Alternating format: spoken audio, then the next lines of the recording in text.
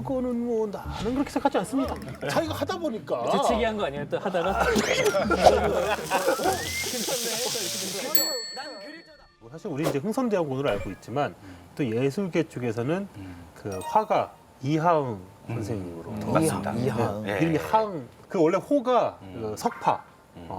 석파인데 나는 너무 잘 치시니까 그 흥선대원군이 그 이하응 선생님이 그린 그림을 석파란이라고 해가지고서 이제 그러니까 그렇게 뭐 청년 시절에 뭐 밥이나 술을 먹고 돈을 안 내는 대신에 이렇게 난을 직접 쳐서요. 값을 지불할 정도였답니다. 그러니까 이제 흥선대원군 같은 경우는 이제 그 선생님이 추사 김정희. 아니 저기 추사 선생이 이 대원군의 그림을 석파란이 이렇게 평가했답니다. 압록궁 동쪽에는 흥선대원군을 따를 사람이 없다. 타고난 기틀이 맑고 신묘하여 그 오묘한 경지에 가까이 가 있기 때문이다.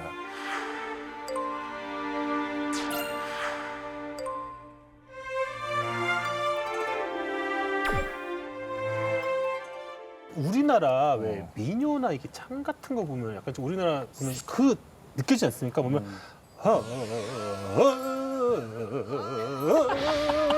약간 이런 식이죠. 약간 그 뭐랄까 강약 그 이 주변에 약간 좀 변주가 있다는 얘기죠, 변주. 있어, 약간 이게 있다고 약간 좀 느낌 그렇지 않습니까? 네, 알겠습니다. 알겠습니다. 약간 느낌이 약간 좀 그 동양적인. 당시에 석파란이 엄청나게 인기가 많다 보니까 가짜가 그렇게 많이 돌았대요.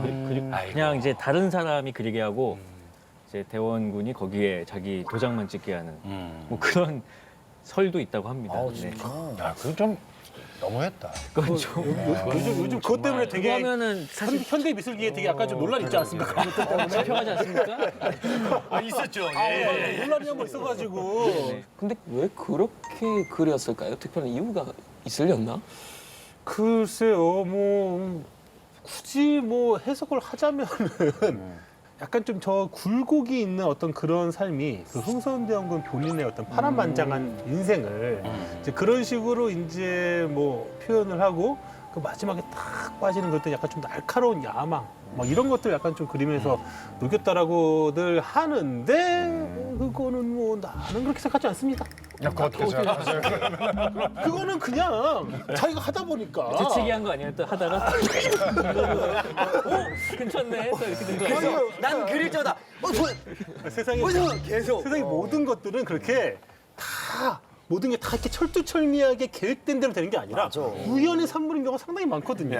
보니까 이거 괜찮은데? 괜찮아? 맞아. 어떻게 다시 해봐봐.